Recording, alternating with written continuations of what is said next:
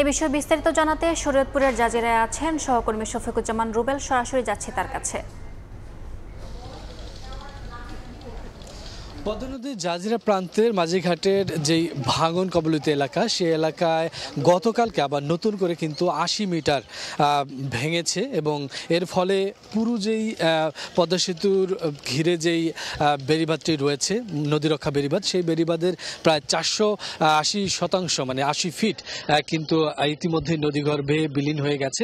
এর ফলে এই যে এলাকাটি মাঝিঘাটের পূর্ব প্রান্তের এই এলাকাটি কিন্তু পুরোপুরি ঝুঁকির মধ্যে চলে এসেছে। আপনারা দেখতে পাচ্ছেন যে সরকারি পানি উন্নয়ন বোর্ডের পক্ষ থেকে কিন্তু বেশ তড়িঘড়ি করে পদক্ষেপ নেওয়া হচ্ছে। তারা প্রতিদিন পর্যাপ্ত পরিমাণ জিও ব্যাগ কিন্তু এখানে ফেলছেন ৩টি জারের মাধ্যমে, এবং আমরা আজকেও সকাল থেকে দেখছি যে আজকে সারাদিনে বৈরী আবহাওয়া, গুড়ি গুড়ি বৃষ্টি হচ্ছে, নদীর প্রবল স্রোত, তার মধ্যেও তারা ৫,০০০ ব্যাগের যে প্রস্তুতি নিয়েছেন আমরা দেখছি দিনভরে সেটা ফেলছেন।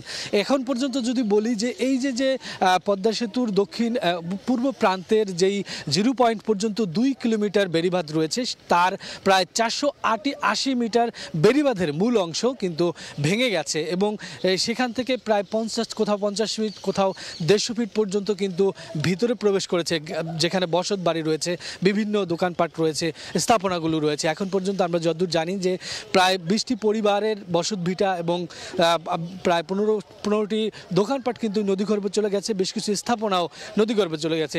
4 ধাপের এই ভাঙনে প্রায় নভেম্বর থেকে, আপনারা জানেন যে পদ্মা সেতুর এই প্রান্তে নভেম্বর থেকে কিন্তু এই ভাঙন শুরু হয়েছে এবং এখনও সেটা খানিক বাদেও কিন্তু অব্যাহত রয়েছে।